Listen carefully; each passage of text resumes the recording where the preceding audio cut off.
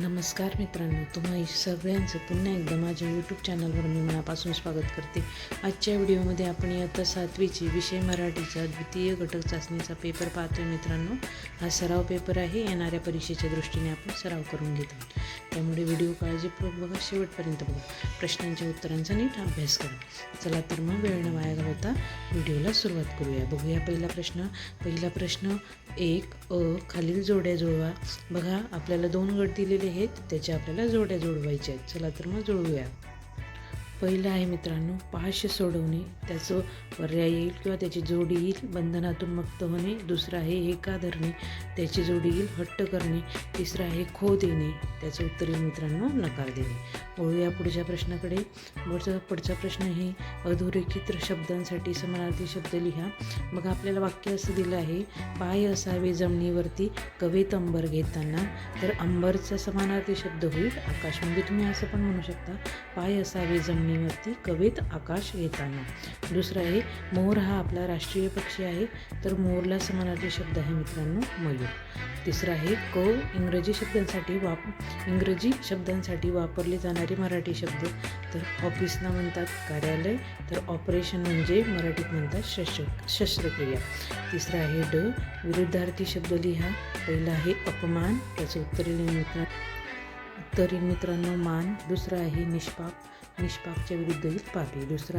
पुढचा प्रश्न आहे एकच शब्द वेगवेगळ्या अर्थाने वापरला आहे, त्याचा अर्थ लिहा. बघा, वाक्य असं आहे, नाव चालवणाऱ्या नावाड्याचे नाव काय.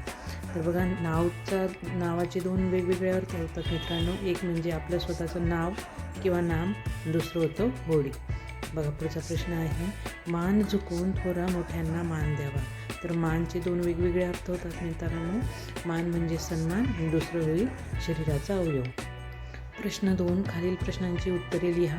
पहिलं आहे बाबांनी सुधीरला कवितेची पुस्तकं का आणून दिली. तर सुधीरला कविताचा लळा लागावा म्हणून बाबांनी सुधीरला कवितेची पुस्तके आणून दिली. दुसरा प्रश्न कवीने देशासाठी प्राणार्पण केलेल्या सैनिकांना अनामवीर का म्हटले आहे. उत्तर देशाच्या सीमेवर शत्रूंशी लढणाऱ्या वेळप्रसंगी प्राणार्पण करून देशाचे रक्षण करणाऱ्या अज्ञान सैनिकांना अनामवीर म्हटले आहे. पुढचा प्रश्न आहे लेखकाने बाली बेटाला कशाची उपमा दिली आहे.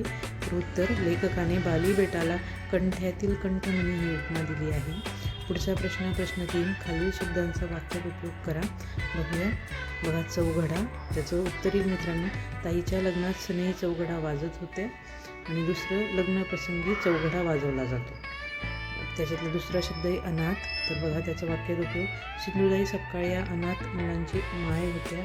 आणि दुसरं आमच्या गावात अनाथ मुलांसाठी वसतिगृह आहे. दुसरा प्रश्न आहे प्रश्न 4 खालील आकृती पूर्ण करा. तर बाली बेटावरील विविध ललित कला. तर कुठल्या ललित कला होत्या. गायन, नृत्य, शिल्प आणि चित्र. चला तर मित्रांनो, आजच्या व्हिडिओमध्ये इथेच थांबूया. व्हिडिओ आवडल्यास लाईक, शेअर, कमेंट करायला विसरू नका. चॅनलवर पहिल्यांदा आला असाल तर चॅनल नक्की सबस्क्राईब करा. माझ्या चॅनलवरती अशीच नवनवीन व्हिडिओ मी तुमच्यासाठी घेऊन येत राहील. बरेच विद्यार्थी व्हिडिओज पाहतात मित्रांनो, पण लाईक, शेअर, सबस्क्राईब करत नाही. ते अगदी फुकट आहे, त्यामुळे लाईक, शेअर, सबस्क्राईब केल्याशिवाय जाऊ नका. व्हिडिओ पाहिल्याबद्दल तुम्ही सगळ्यांचे मनापासून धन्यवाद.